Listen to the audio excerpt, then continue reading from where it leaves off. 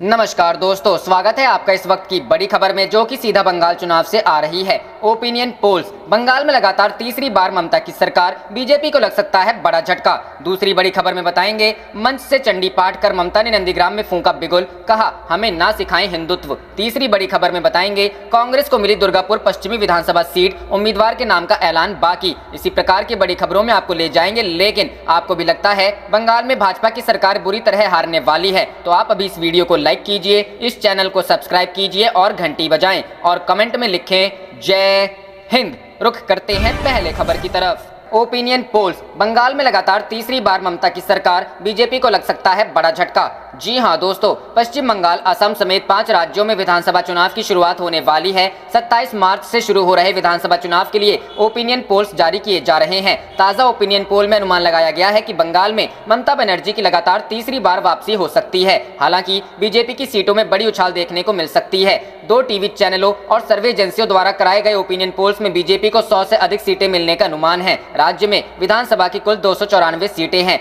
Times now और सी voter के opinion poll के अनुसार तृणमूल कांग्रेस को 154 सीटें मिल सकती है, जबकि बीजेपी को 107 सीटें मिलने का अनुमान है। पश्चिम बंगाल में कांग्रेस और लेफ्ट गठबंधन के हिस्से में सिर्फ 33 सीटें आ सकती हैं। राज्य में यदि यह ओपिनियन पोल के मुताबिक ही नतीजे आते हैं तो बीजेपी पहली बार 100 का आंकड़ा पार करेगी। पिछली बार बीजेपी को सिर्फ 3 सीटों पर ही जीत मिली थी। वहीं दीदी की पार्टी को पिछली बार 211 सीटों पर जीत मिली थी। वहीं पश्चिम बंगाल के लिए एबीपी न्यूज और सीएनएक्स द्वारा किए गए ओपिनियन पोल में भी ममता बनर्जी की सरकार फिर से बनती हुई दिख रही है। पोल के अनुसार बंगाल में टीएमसी को 154 से 164 सीटें तक आ सकती हैं। वहीं बीजेपी को 102 से 112 सीटें मिलने का अनुमान है। कांग्रेस और लेफ्ट की बात करें तो सिर्फ 22 से 30 सीटें जीतने का अनुमान है। पोल के अनुसार दक्षिण पूर्व बंगाल की 84 सीटों में से टीएमसी को 60 सीटें तक मिल सकती हैं, जबकि बीजेपी के 13 सीटें जीतने का अनुमान है। उत्तर बंगाल क्षेत्र की बात करें तो एबीपी के ओपिनियन पोल में यहां की कुल 56 सीटों में से ममता बनर्जी की पार्टी को 12 से 18 सीटें दी गई हैं। बीजेपी को 35 सीटें तक मिलने का अनुमान है।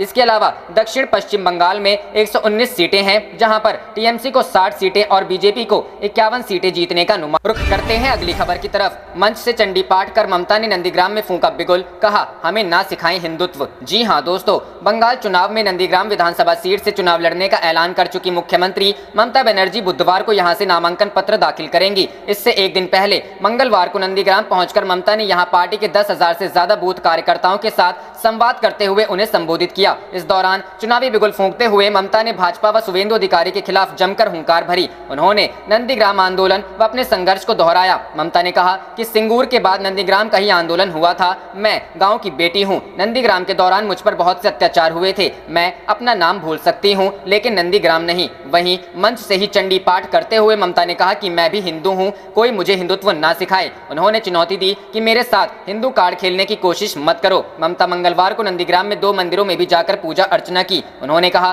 कि मुझे नंदीग्राम आने से रोका गया था। यदि उस दौर में नंदीग्राम की मां और बहनें आगे ना आती तो नंदीग्राम आंदोलन नहीं होता। ममता ने नंदीग्राम को मॉडल नंदीग्राम के तौर पर विकसित करने का भी वादा किया। इस दौरान ममता ने यह भी खुलासा किया कि आखिर उन्होंने नंदीग्राम सीट से चुनाव लड़ने का फैसला क्यों किया। ममता ने कहा, मैं चाहती तो भवानीपुर सीट से ही लड़ सकती थी, लेकिन जब नंदीग्राम के विधायक ने इस्तीफा दे दिया था तो यहाँ एक रैली में मैंने आप लोगों से जानने की कोशिश की थी कि क्या मैं नंदीग्राम से लड़ सकती हूँ। आप लोगों ने हाँ कह दिया तो मैंने लड़ने का फैसला लिया। ममता ने यह भी कहा कि सिंगूर और नंदीग्राम आंदोलन की भूमि है, इसलिए मैंने मन बना लिया था कि मैं इस बार या तो सिंगूर से या फिर नंदीग्राम से चुनाव लड़ूंगी। नंदीग्राम की सीट खाली हो गई थी, इसलिए यहाँ से लड़ने का फैसला किया। उन्होंने लोगों से कहा, यदि आप लोग मुझे कहेंगे कि मुझे यहाँ से लड़ना चाहिए तभी मैं बुधवार नामांकन कराऊंगी। इस सीट पर ममता का मुकाबला तृणमूल छोड़कर भाजपा में शामिल होने वाले कदावर नेता शुवेंदु अधिकारी के। रुख करते हैं अगली खबर की तरफ। कांग्रेस को मिली दुर्गापुर पश्चिमी विधानसभा सीट, उम्मीदवार के नाम का ऐलान बाकी। जी हां दोस्तों,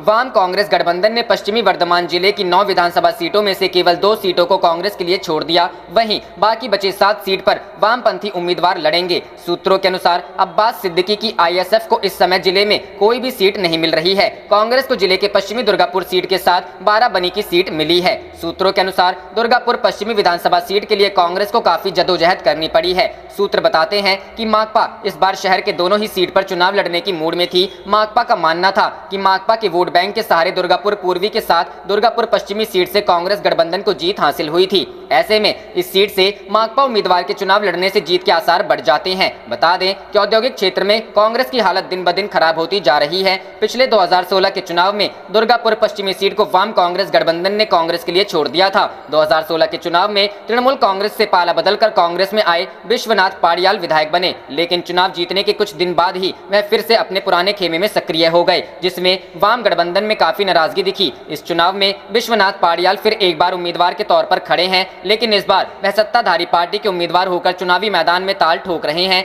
लेकिन चुनावी युद्ध के मैदान में उसे अपने पुराने घर कांग्रेस के खिलाफ लड़ना। करते हैं अगली खबर की तरफ। अंतर्राष्ट्रीय महिला दिवस पर पीएम मोदी पर बरसी ममता बनर्जी, कहा मोदी गुंडा नहीं चाहिए। जी हां दोस्तों, अंतर्राष्ट्रीय महिला दिवस पर पश्चिम बंगाल की मुख्यमंत्री एवं तृणमूल कांग्रेस की सुप्रीमो ममता बनर्जी ने सोमवार को कोलकाता में एक रोड शो किया। रोड शो को संबोधित करते हुए ममता बनर्जी ने केंद्र सरकार और पीएम नरेंद्र मोदी पर जमकर निशाना साधा। उन्होंने बांग्ला में मोदी गुंडा चाइना के नारे लगाए, यानी मोदी गुंडा नहीं चाहिए। अंतर्राष्ट्रीय महिला दिवस पर कोलकाता में तृणमूल कांग्रेस के प्रचार अभियान की शुरुआत करते हुए उन्होंने मोदी शाह की जोड़ी को निशाने पर लिया, इन्हें सिंडिकेट का नेता करार दिया। कहा कि वह केंद्र की जनविरोधी नीतियों का विरोध करती रहेंगी। सिलीगुड़ी के बाद अब कोलकाता से मुफ्त में गैस देने की मांग ममता बनर्जी ने केंद्र से की। बढ़ती महंगाई के लिए केंद्र सरकार को जिम्मेदार ठहराते हुए ममता ने कहा कि लोगों को मुफ्त में चावल मिल रहे हैं, लेकिन उसे पकाने के लिए जिस गैस की जरूरत होती है उसकी कीमत 900 रुपए कर दी गई है। केंद्र सरकार को लोगों को गैस मुफ्त में देना होगा।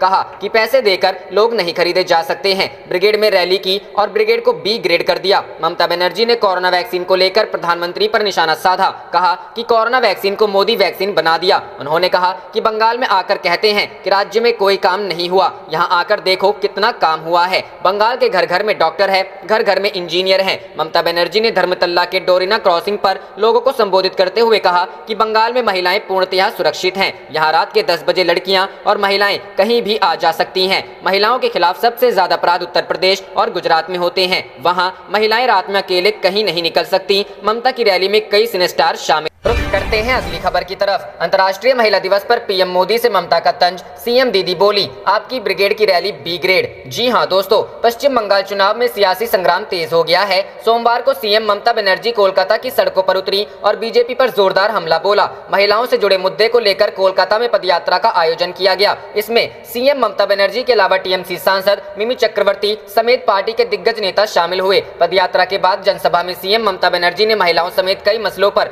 मोदी सरकार पर जोरदार हमले किए। ममता बनर्जी ने पदयात्रा की शुरुआत कोलकाता के कॉलेज स्क्वायर से की थी। उनकी पदयात्रा धर्मतल्ला पर जाकर खत्म हुई। ममता बनर्जी की पदयात्रा में काफी भीड़ उमड़ी। धर्मतल्ला में जनसभा को संबोधित करते हुए सीएम ममता बनर्जी ने मोदी सरकार से लेकर बीजेपी को आड़े हाथों लिया। ममता बनर्जी ने कहा कि भाजपा शासित प्रदेशों में महिलाओं के खिलाफ हिंसा बढ़ रही है और बीजेपी सरकार टीएमसी पर झूठे आरोप लगा रही है। उत्तर प्रदेश और गुजरात में महिलाओं की हालत बेहद खराब है। बंगाल में घर घर में डॉक्टर और इंजीनियर हैं। राज्य की महिलाएं ही पश्चिम बंगाल को गढ़ेंगी। एक दिन पहले कोलकाता की ब्रिगेड परेड ग्राउंड में पीएम मोदी की मेगा रैली पर भी ममता बनर्जी ने जोरदार हमला किया। सीएम ममता बनर्जी ने कहा कि पीएम मोदी ने ब्रिगेड की रैली को बी ग्रेड बना दिया। वो परिवर्तन की बात करते हैं, जबकि बंगाल की जनता मोदी और उनके लोगों को ही राज्य से विदा कर देगी। ममता ने कोरोना वैक्सीन का जिक्र करते हुए कहा कि कोरोना वैक्सीन को मोदी वैक्सीन बना दिया गया है। इसके अलावा ममता बनर्जी ने मोदी शाह पर भी निशाना। रुख करते हैं अगली खबर की तरफ। वेस्ट बंगाल असेंबली इलेक्शन 2021,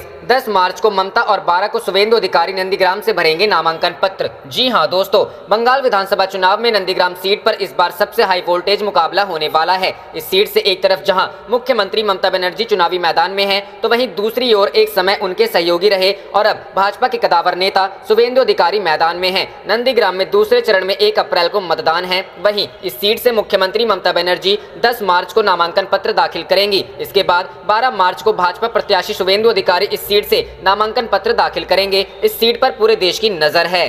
आप देख रहे थे आपका अपना चैनल जय हिंद जय भारत।